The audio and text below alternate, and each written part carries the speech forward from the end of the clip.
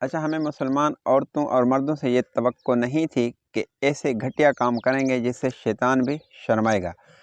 اچھا، مسلمان عورت ہو یا مرد ہو نا، ہر کام سے پہلے وہ یہ سوچے کہ میں ایک مسلمان ہوں، چاہے ادنا مسلمان کیوں نہ ہو، لیکن مسلمان ہوں۔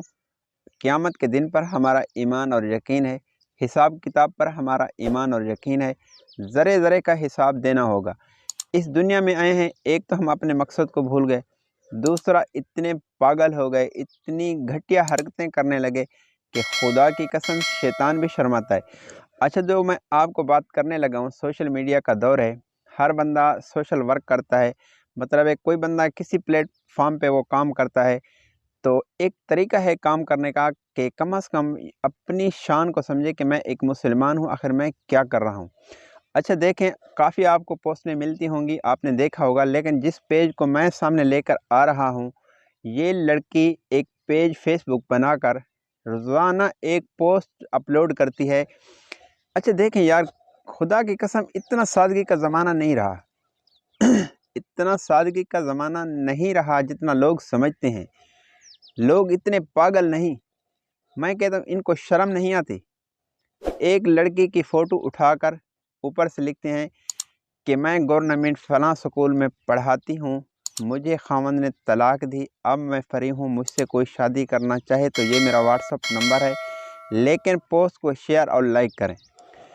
اچھا دوسرے دن دیکھو، اچھا میں فلاں گھر میں رہتی ہوں، امیر ترین لڑکی ہوں، میرے پاس سب کچھ ہے، مجھے ایک ڈرائیور کی ضرورت ہے، کوئی مجھ سے شادی کرے یا میرے گھر میں کام کرے، اتنی تنخواہ دو۔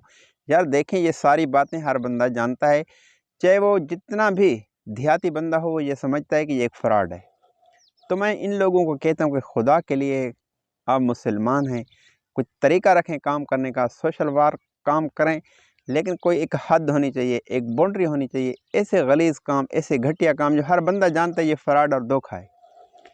دیکھیں، رزق آسمانوں سے اترتا ہے، آپ رزق کمانے کے ایسے چکر چلاتے ہیں کہ آپ کے کام سے شیطان بھی شرماتا ہے۔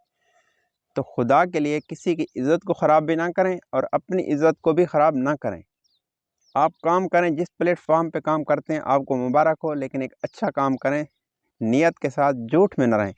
جھوٹ میں کون سی آپ کو کامیابی ملے گی؟ فراڈ سے، دوسروں کی عزت کی اور کسی کی بیٹی کی فوٹو اٹھا کر اپنے پیج پہ اپلوڈ کر دینا کہ یہ تو طلاق شدہ ہے، اس سے کوئی شادی کرنا چاہے، یہ کون سا طریقہ ہے کام کرنے کا؟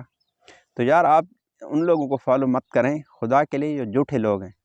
آپ ان لوگوں کے خلاف بھی آواز اٹھائیں کہ یہ کیسے مسلمان ہیں۔ خدا کے لیے کچھ شرم ہونا چاہیے، کچھ حیا ہونا چاہیے۔ اللہ تعالی ہم سب کو صحیح زندگی گزارنے کی توفیق عطا فرمائے اور اپنی آخرت کی تیاری کرنے کی اللہ پاک ہم سب کو توفیق عطا فرمائے۔ بات اچھی لگی تو بھائی کے چینل کو بھی سبسکرائب کرنا۔ اللہ آپ سب کو حامی و ناصر ہو۔ اللہ حافظ۔